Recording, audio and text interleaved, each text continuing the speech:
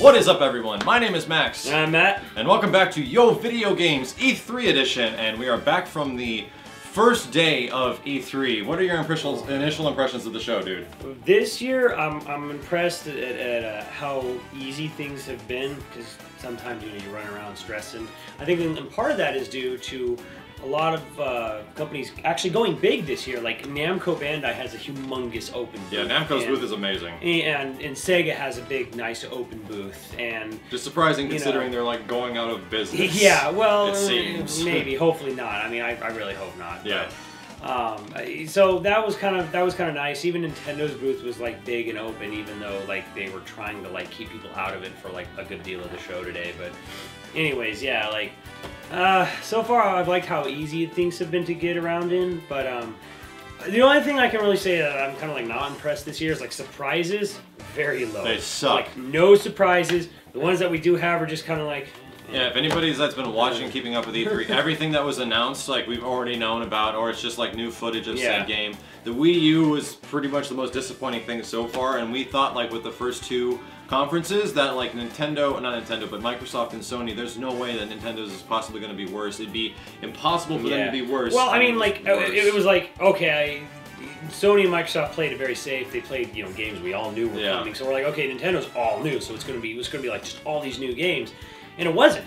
I mean, there were the first party games were new, but like you look at it this way, Pikmin 3 was the first thing they showed off, and then they already hinted at that last year, like that it was coming, and then they showed like New Super Mario Bros. U, which took a year to get new footage. New Super Mario Bros. U was playable last year, just called New Super Mario Bros. Me, so like that wasn't really new. And then they talked about like Lego City again. Granted, the Wii U the console itself is like they're not much showing up, but we'll get into a bit more of the Wii U details in a bit once we get some more hands-on footage and time to show you guys. But first up, we're going to go over one of the first games we were excited about and looking forward to. We got an interview and we got some live footage of it.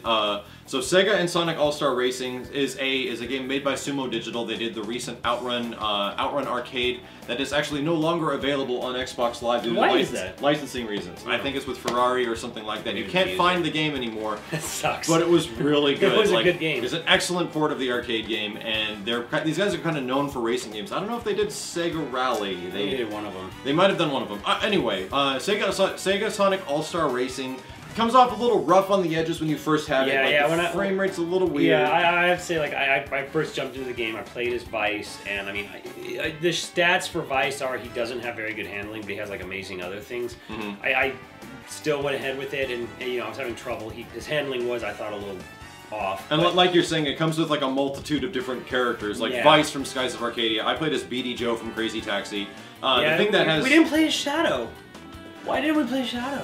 I'm fine with that. Yeah. There was like there's a huge amount of like characters to choose from, and the stages are equally unique. And the biggest thing I'm looking forward to from the stages is like there's a Panzer Dragoon stage. That's what we played. Yeah, that's awesome. what I played. I actually didn't play the other two. But once I actually started getting some hands-on time with the game, as you guys can see from the footage right here, it actually became a little bit more like it made more sense as I played it more. Like I mean, granted, my first lap I was kind of like, I was kind of like I'm not really sure about the controls, but.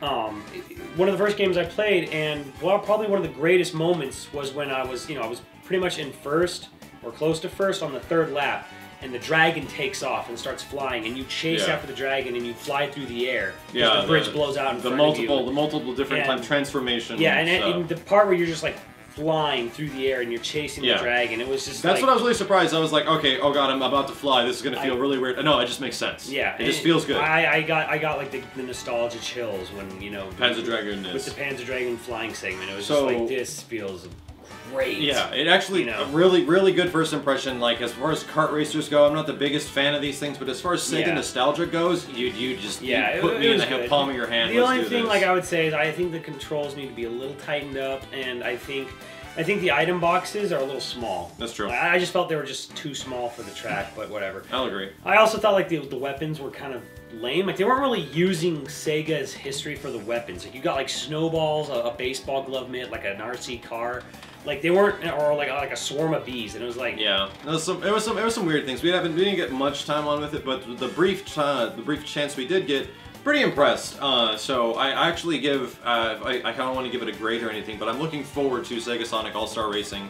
Yeah. And I was a little bit worried, but I'm not even a fan of kart racers, and that was a lot of fun. Yeah, and one thing that excites me about it is that there will be a sort of campaign mode. Yeah. I mean, they hinted at it before, and we learned some stuff, but I don't know if when they'll be revealing it. But there's going to be a campaign mode. There's not, the guy, as when the Bruce was saying, like, there is a Grand Prix for people who just want to play Grand Prix, but there is going to be something more for the single player experience, which is good for me because I don't always want to try to go online and find. Yeah, some people it's not about the multiplayer. I'm a huge guy there. It's all about the multiplayer, but as long as it has the full package. It's good that it's there, but it's like full package exactly. Yeah. And yeah, I mean, so far it looks really good. They announced it was coming to Wii U today, and I might pick it up on that if that's the smoothest running version. I will pick it up on the Wii U. We will hope so. Yeah. So looking forward to our next the next time we'll be back. We're still going to be going through day one impressions of the games we had there, and another Sega game alike,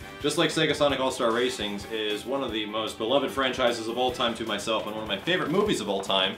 And it's Aliens Colonial Marines. So we're going to be back just in a bit. Check back very soon for the full impressions and interview with one of the writers of the game and a developer. And we're going to have a ton of gameplay impressions of the multiplayer. There was no single player, but we'll get into that pretty soon. Thank you guys very much for watching. We'll be right back on Yo Video Games E3 Edition. Take care, folks. Yeah!